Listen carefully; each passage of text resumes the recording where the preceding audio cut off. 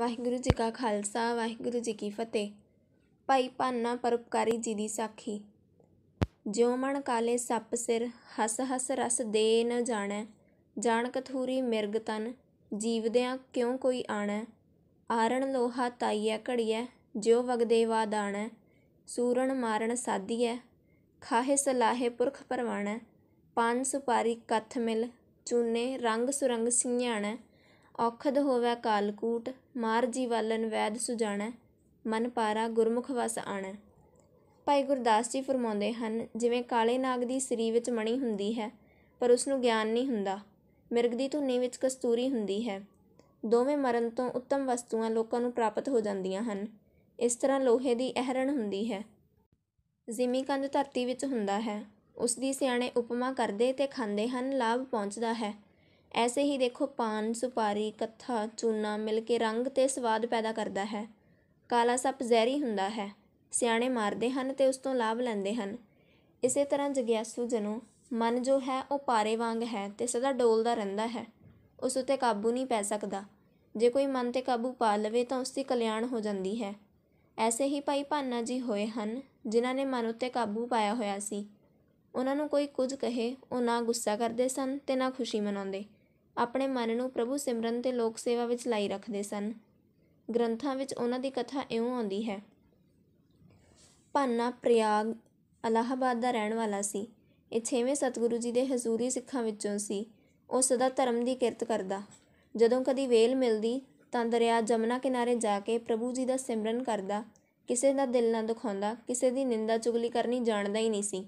ਕੋਈ ਉਸਨੂੰ ਮੰਦੇ ਸ਼ਬਦ ਆਖੇ ਤਾਂ ਉਹ ਚੁੱਪ ਰਹਿੰਦਾ। ਇੱਕ ਦਿਨ ਭਾਈ ਭਾਨਾ ਜਮਨਾ ਕਿਨਾਰੇ ਬੈਠਾ ਹੋਇਆ ਸਤਿਨਾਮ ਦਾ ਸਿਮਰਨ ਕਰ ਰਿਹਾ ਸੀ। ਬਾਣੀ ਪੜ੍ਹੀ ਜਾਂਦਾ ਸੀ। ਚੌਂਕੜਾ ਮਾਰ ਕੇ ਬੈਠੇ ਹੋਏ ਨੇ ਲਿਵ ਗੁਰਚਰਨਾਂ ਨਾਲ ਜੁੜੀ ਹੋਈ ਸੀ। ਮਨ ਦੀ ਉੱਚੀ ਅਵਸਥਾ ਦੇ ਕਾਰਨ ਉਸਦੀ ਆਤਮਾ ਸ੍ਰੀ ਅੰਮ੍ਰਿਤਸਰ ਦੇ ਵਿੱਚ ਫਿਰ ਰਹੀ ਸੀ ਤੇ ਤਨ ਜਮਨਾ ਕਿਨਾਰੇ ਸੀ। ਅਲਖ ਨਿਰੰਜਨ ਅਗਮ ਅਪਾਰ ਬ੍ਰਹਮ ਦੇ ਨੇੜੇ ਹੋਣ ਤੇ ਉਹਦੇ ਭੇਤਾਂ ਨੂੰ ਪਾਉਣ ਦਾ ਯਤਨ ਕਰਦਾ ਰਿਹਾ ਸੀ। ਉਹ ਜਦੋਂ ਗੁਰੂ ਦਾ ਸਿੱਖ ਬਣਿਆ ਸੀ, ਤਦੋਂ ਉਹ ਜਵਾਨ ਉਮਰ ਵਿੱਚ ਸੀ। ਵਿਉਪਾਰੀ ਆਦਮੀ ਸੀ। ਵਿਉਪਾਰ ਵਿੱਚ ਝੂਠ ਬੋਲਣਾ ਨਹੀਂ ਸੀ ਜਾਣਦਾ। ਹਾਂ, ਭਾਈ ਭਾਨਾ ਗੁਰੂ ਜੀ ਦੀ ਬਾਣੀ ਪੜ੍ਹ ਰਿਹਾ ਸੀ। ਸ਼ਾਮਾਂ ਪੈ ਰਹੀਆਂ ਸਨ। ਡੁੱਬਦਾ ਹੋਇਆ ਸੂਰਜ ਆਪਣੀਆਂ ਸੁਨਹਿਰੀ ਕਿਰਨਾਂ ਜਮਨਾ ਦੇ ਨਿਰਮਲ ਜਲ ਉੱਤੇ ਸੁੱਟ ਰਿਹਾ ਸੀ। ਉਸ ਵੇਲੇ ਇੱਕ ਨਾਸਤਕ, ਰੱਬ ਤੋਂ ਬੇਮੁਖ ਮੂਰਖ ਭਾਈ ਜੀ ਦੇ ਕੋਲ ਆ ਬੈਠਾ। ਭਾਈ ਜੀ ਨੂੰ ਆਖਣ ਲੱਗਾ, ਹੇ ਪੁਰਸ਼ਾ, ਮੈਨੂੰ ਇਹ ਸਮਝਾ ਕਿ ਰੋਜ਼ ਤੂੰ ਹਰ ਵੇਲੇ ਪਰਮਾਤਮਾ ਨੂੰ ਬੇਆਰਾਮ ਕਿਉਂ ਕਰਦਾ ਹੈ? ਕੀ ਤੇਰਾ ਪਰਮਾਤਮਾ ਤੰਗ ਨਹੀਂ ਹੁੰਦਾ? ਇੱਕ ਦਿਨ ਕਿਸੇ ਨੂੰ ਜੇ ਕੋਈ ਗੱਲ ਆਖ ਲਈ, ਉਹ ਕਾਫੀ ਹੈ। ਰੋਜ਼ ਬੁੜਬੁੜ ਕਰਦੇ ਰਹਿਣਾ ਐਵੇਂ ਹੀ। ਭਾਈ ਭਾਨੇ ਨੇ ਨਾਸਤਕ ਦੇ ਕੌੜੇ ਬਚਨਾਂ ਦਾ ਗੁੱਸਾ ਨਹੀਂ ਕੀਤਾ। ਪ੍ਰੇਮ ਨਾਲ ਆਖਣ ਲੱਗਾ, ਸੁਣ ਨੇਕ ਪੁਰਸ਼ਾ, ਮੈਂ ਬਹੁਤ ਗਿਆਨੀ ਤਾਂ ਨਹੀਂ, ਪਰ ਜੋ ਕੁਝ ਮੈਂ ਸਮਝਦਾ ਹਾਂ ਤੈਨੂੰ ਸਮਝਾਉਣ ਦਾ ਯਤਨ ਕਰਦਾ ਹਾਂ। ਧਿਆਨ ਨਾਲ ਸੁਣ। ਜਿਵੇਂ ਕਿਸੇ ਨੂੰ ਚੋਰ ਮਿਲਣ, ਉਹ ਰਾਜੇ ਦੇ ਨਾਮ ਦੀ ਪੁਕਾਰ ਕਰਦਾ ਹੈ। ਉਹ ਚੋਰ ਨੱਸ ਜਾਂਦੇ ਹਨ, ਕਿਉਂਕਿ ਚੋਰਾਂ ਨੂੰ ਭੈ ਹੁੰਦਾ ਹੈ ਕਿ ਰਾਜਾ ਉਹਨਾਂ ਨੂੰ ਦੰਡ ਨਾ ਦੇਵੇ। ਇਸੇ ਤਰ੍ਹਾਂ ਮਨੁੱਖ ਦੇ ਦੁਆਲੇ ਕਾਮ, ਕ੍ਰੋਧ, ਲੋਭ, ਮੋਹ ਤੇ ਹੰਕਾਰ 5 ਚੋਰ ਹਨ। ਉਹ ਜੀਵ ਨੂੰ ਸੁੱਖ ਨਾਲ ਨਹੀਂ ਬੈਠਣ ਦਿੰਦੇ। ਜੀਵ ਦਾ ਭਵਿੱਖਤ ਲੁੱਟਦੇ ਹਨ। ਪਾਪ ਕਰਮ ਵੱਲ ਪ੍ਰੇਰਦੇ ਹਨ। ਉਹਨਾਂ 5 ਚੋਰਾਂ ਤੋਂ ਛੁਟਕਾਰਾ ਪਾਉਣ ਵਾਸਤੇ ਜ਼ਰੂਰੀ ਹੈ ਕਿ ਸਤਿਗੁਰਾਂ ਦੇ ਦੱਸੇ ਢੰਗ ਨਾਲ ਰਾਜਿਆਂ ਦੇ ਰਾਜੇ ਭਗਵਾਨ ਦੇ ਨਾਮ ਦਾ ਸਿਮਰਨ ਕੀਤਾ ਜਾਵੇ। ਨਾਲ ਹੀ ਜੇ ਅਸੀਂ ਭਗਵਾਨ ਨੂੰ ਚੇਤੇ ਰੱਖੀਏ ਤਾਂ ਉਹ ਵੀ ਸਾਨੂੰ ਚੇਤੇ ਰੱਖਦਾ ਹੈ। ਸਾਸ ਸਾਸ ਨਾਮ ਚੇਤੇ ਰੱਖਣਾ ਚਾਹੀਦਾ ਹੈ। ਭਗਵਾਨ ਨੂੰ ਭੁੱਲਣ ਵਾਲਾ ਆਪਣੇ ਆਪ ਨੂੰ ਭੁੱਲ ਜਾਂਦਾ ਹੈ। ਜੋ ਆਪਣੇ ਆਪ ਨੂੰ ਭੁੱਲ ਕੇ ਮੰਦੇ ਕਰਮ ਕਰਦਾ ਹੈ, ਮੰਦੇ ਕਰਮਾਂ ਦਾ ਫਲ ਉਸ ਦੀ ਆਤਮਾ ਦੁਖੀ ਹੁੰਦੀ ਹੈ। ਉਹ ਸੰਸਾਰ ਵਿੱਚ ਬਦਨਾਮ ਹੋ ਜਾਂਦਾ ਹੈ। ਉਸਨੂੰ ਕੋਈ ਚੰਗਾ ਨਹੀਂ ਸਮਝਦਾ। ਜਿਵੇਂ ਪੋਲੇ ਵਾਂਸ ਵਿੱਚ ਫੂਕ ਮਾਰਨ ਨਾਲ ਅਗਲੇ ਪਾਸੇ ਨਿਕਲ ਜਾਂਦੀ ਹੈ, ਵਾਂਸ ਉੱਤੇ ਕੋਈ ਅਸਰ ਨਹੀਂ ਹੁੰਦਾ, ਤਿਵੇਂ ਭਾਨੇ ਦੇ ਸ਼ੁਭ ਤੇ ਚੰਗੇ ਬਚਨਾਂ ਦਾ ਅਸਰ ਮੂਰਖ ਉੱਤੇ ਕੱਖ ਨਾ ਹੋਇਆ।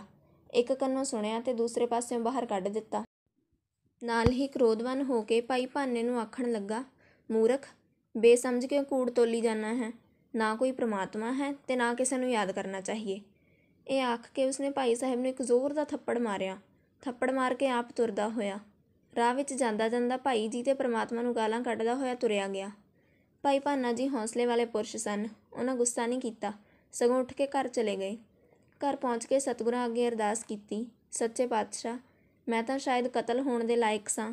ਆਪ ਦੀ ਮਿਹਰ ਹੈ ਕਿ ਇੱਕ ਮੁੱਕੇ ਨਾਲ ਹੀ ਖਲਾਸੀ ਹੋ ਗਈ ਹੈ, ਪਰ ਮੈਂ ਚਾਹੁੰਦਾ ਹਾਂ ਇਹ ਨਾਸਤਕ ਦਾ ਭਲਾ ਹੋਵੇ, ਇਹ ਸਿੱਧੇ ਰਸਤੇ ਲੱਗੇ। ਇਸ ਘਟਨਾ ਹੋਈ ਦੇ ਕੁਝ ਸਮੇਂ ਪਿੱਛੋਂ ਇੱਕ ਦਿਨ ਭਾਈ ਭਾਨਾ ਜੀ ਫਿਰ ਜਮਨਾ ਕਿਨਾਰੇ ਪਹੁੰਚੇ। ਅੱਗੇ ਜਾ ਕੇ ਕੀ ਦੇਖਦੇ ਹਨ ਕਿ ਉਹ ਨਾਸਤਕ ਉੱਥੇ ਬੈਠਾ ਹੋਇਆ ਸੀ। ਉਸ ਦਾ ਹੁਲੀਆ ਖਰਾਬ ਸੀ, ਤਨ ਦੇ ਲੀੜੇ ਪਾਟੇ ਹੋਏ ਸਨ, ਤਨ ਉੱਤੇ ਫੋੜੇ ਹੀ ਫੋੜੇ ਸਨ। ਜਿਵੇਂ ਉਸ ਦਾ ਆਤਮਾ ਭ੍ਰਿਸ਼ਟਿਆ ਹੋਇਆ ਸੀ, ਤਿਵੇਂ ਉਸ ਦਾ ਤਨ ਵੀ ਭ੍ਰਿਸ਼ਟਿਆ ਗਿਆ। ਉਹ ਕੁਰਲਾ ਰਿਹਾ ਸੀ, ਉਸ ਦੇ ਅੰਗ ਅੰਗ ਵਿੱਚੋਂ ਪੀੜਾਂ ਨਿਕਲਦੀਆਂ ਸਨ। ਉਹਦਾ ਕੋਈ ਦਰਦ ਹੀ ਨਹੀਂ ਬਣਦਾ। ਭਾਈ ਭਾਨੇ ਜੀ ਨੂੰ ਦੇਖਦੇ ਸਾਰ ਉਹ ਸ਼ਰਮਿੰਦਾ ਜਿਹਾ ਹੋ ਗਿਆ, ਅੱਖਾਂ ਹੇਠਾਂ ਕਰ ਲਈਆਂ। ਭਾਈ ਸਾਹਿਬ ਵੱਲ ਦੇਖ ਵੀ ਨਹੀਂ ਸਕਿਆ। ਉਸ ਦੀ ਮੰਦੀ ਦਸ਼ਾ ਉੱਤੇ ਭਾਈ ਸਾਹਿਬ ਨੂੰ ਬਹੁਤ ਤਰਸ ਆਇਆ। ਉਹਨਾਂ ਨੇ ਦਇਆ ਕਰਕੇ ਉਸ ਨੂੰ ਬਾਹੋਂ ਫੜ ਲਿਆ ਤੇ ਆਪਣੇ ਘਰ ਲੈ ਆਏ। ਘਰ ਲਿਆ ਕੇ ਸੇਵਾ ਕਰਨੀ ਸ਼ੁਰੂ ਕੀਤੀ। ਸਤਿਨਾਮ ਵਾਹਿਗੁਰੂ ਦਾ ਸਿਮਰਨ ਉਹਦੇ ਕੰਨਾਂ ਤੱਕ ਪਹੁੰਚਾਇਆ। ਉਸ ਨੂੰ ਸਮਝਾਇਆ ਕਿ ਰੱਬ ਜ਼ਰੂਰ ਹੈ, ਉਸ ਮਹਾਨ ਸ਼ਕਤੀ ਦੀ ਨਿੰਦਾ ਕਰਨੀ ਚੰਗੀ ਨਹੀਂ। ਹੌਲੀ ਹੌਲੀ ਉਹਦਾ ਸਰੀਰ ਅਰੋਗ ਹੋ ਗਿਆ, ਆਤਮਾ ਵਿੱਚ ਤਬਦੀਲੀ ਆ ਗਈ। ਉਹ ਪਰਮਾਤਮਾ ਨੂੰ ਯਾਦ ਕਰਨ ਲੱਗਾ। ਜਿਉਂ-ਜਿਉਂ ਸਤਿਨਾਮ ਆਖਦਾ ਗਿਆ, ਤਿਉਂ-ਤਿਉਂ ਉਹਦੇ ਸਰੀਰ ਦੇ ਸਾਰੇ ਰੋਗ ਦੂਰ ਹੁੰਦੇ ਗਏ। ਉਸਨੇ ਭਾਈ ਭਾਨੇ ਅੱਗੇ ਤਰਲਾ ਕੀਤਾ ਕਿ ਭਾਈ ਸਾਹਿਬ ਉਸ ਨੂੰ ਆਪਣੇ ਸਤਿਗੁਰਾਂ ਪਾਸ ਲੈ ਚੱਲਣ, ਗੁਰਾਂ ਦੇ ਦਰਸ਼ਨ ਕਰਕੇ ਉਹ ਵੀ ਤਰ ਜਾਵੇ, ਕਿਉਂਕਿ ਉਸਨੇ ਆਪਣੇ ਬੀਤੇ ਜੀਵਨ ਵਿੱਚ ਕੋਈ ਨੇਕੀ ਨਹੀਂ ਸੀ ਕੀਤੀ। ਇਹ ਸੁਣ ਕੇ ਭਾਈ ਭਾਨੇ ਨੂੰ ਖੁਸ਼ੀ ਹੋਈ। ਉਸਨੇ ਉਸੇ ਵੇਲੇ ਤਿਆਰੇ ਕੀਤੇ ਤੇ ਮੰਜ਼ਲੋਂ ਮੰਜ਼ਲੀ ਤੁਰ ਕੇ ਸ਼੍ਰੀ ਅੰਮ੍ਰਿਤਸਰ ਪਹੁੰਚ ਪਏ। ਅੱਗੇ ਸਤਿਗੁਰਾਂ ਦਾ ਦੀਵਾਨ ਲੱਗਾ ਹੋਇਆ ਸੀ। ਦੋਹਾਂ ਨੇ ਜਾ ਕੇ ਸਤਿਗੁਰਾਂ ਦੇ ਚਰਨਾਂ ਉੱਤੇ ਮੱਥਾ ਟੇਕਿਆ। ਗੁਰੂ ਜੀ ਨੇ ਮਿਹਰ ਕਰਕੇ ਭਾਈ ਭਾਨੇ ਦੇ ਨਾਲ ਉਸ ਨਾਸਤਕ ਨੂੰ ਵੀ ਤਾਰ ਦਿੱਤਾ। ਉਹ ਗੁਰੂ ਦਾ ਸਿੱਖ ਬਣ ਗਿਆ। ਮੁੜ ਉਹ ਕਿਤੇ ਨਾ ਗਿਆ। ਗੁਰੂ ਕੇ ਲੰਗਰ ਵਿੱਚ ਸੇਵਾ ਕਰਕੇ ਜਨਮ ਸਫਲਾ ਕਰਦਾ ਰਿਹਾ। ਇਸੇ ਤਰ੍ਹਾਂ ਮਨ ਉੱਤੇ ਕਾਬੂ ਪਾਉਣ ਵਾਲੇ ਭਾਈ ਭਾਨੇ ਨੇ ਬਹੁਤ ਲੋਕਾਂ ਨੂੰ ਗੁਰੂ ਘਰ ਵਿੱਚ ਲਿਆਂਦਾ। ਵਾਹਿਗੁਰੂ ਜੀ ਕਾ ਖਾਲਸਾ, ਵਾਹਿਗੁਰੂ ਜੀ ਕੀ ਫਤਿਹ।